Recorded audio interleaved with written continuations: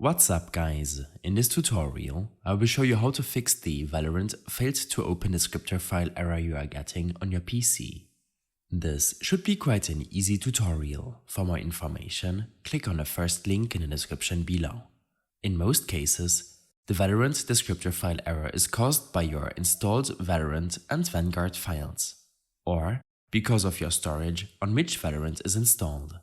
First of all, open up your task manager. In the Processes tab, proceed to end all Valorant, Vanguard and Riot processes which might still be running in the background. Simply right-click each process and select End Task.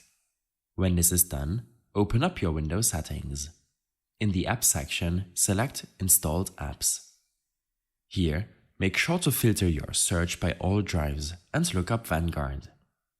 Next, click on the burger menu for Riot Vanguard and select Uninstall. It might take a couple of seconds to uninstall Riot Vanguard from your system. When this is done, you will have to restart your PC for the changes to take effect.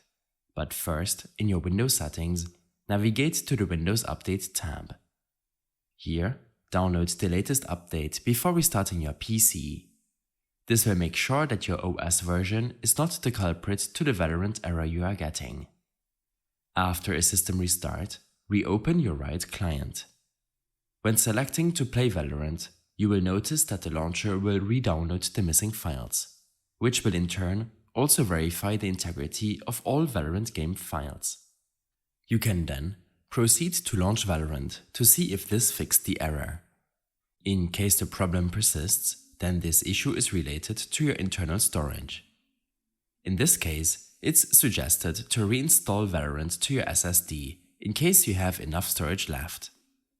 Back in your Windows settings, navigate to your installed apps list and look up Valorant. Proceed to completely uninstall Valorant from your current HDD storage. When launching the Riot client the next time, you can select to install the game to another drive before proceeding to download and install Valorant to your system again.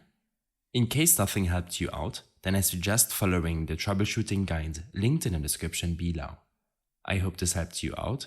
Leave a comment if you have any questions and see you in the next one.